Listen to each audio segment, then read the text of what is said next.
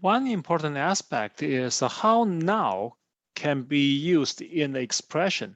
First of all, for calculation, there's no all calculations involving null will result in null. There's no exception to that. If you try to add to the minus, to multiply, or to divide null, whatever how you calculate that, it will result in null. It's not going to could be treated like a 1 or be treated like 0. It's not like that. If you divide something by 0, you will get an error. But if you divide something by null, you will still get, you will only get null. It's not, there's no error, it's just null. And the other thing is about, similarly for Boolean logic, in SQL, it's actually, the Boolean logic is no longer Boolean. It's a true, false. It's a 3-state. The true, false, and the unknown. Anything associated with null becomes unknown. So any logical operator with null returns unknown. If you try to test whether 1 greater than null, you get the unknown. Null is neither equal to or not equal to null itself. Null does not equals to, in for example here, null equals null or null not equals null.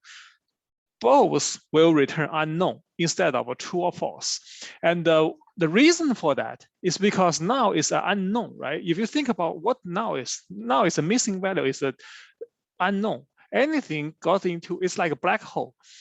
Anytime you have any calculation with a black hole, it got sucked in and it's not going to come out, nothing going to escape. And the only way you can detect null is null. Use the is null statement or is not null. You cannot try to do something like last name equals to null.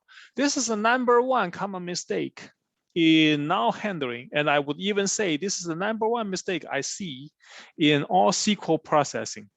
You try to use some column equals to null to test whether a column is null or not. This is wrong. It's not going to give you anything. It is going to give you a false, unknown.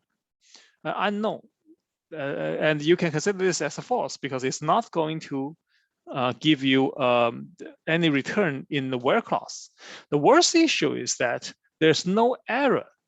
There's no error when you write this and when you execute this in SQL database. So you don't even know you made a mistake.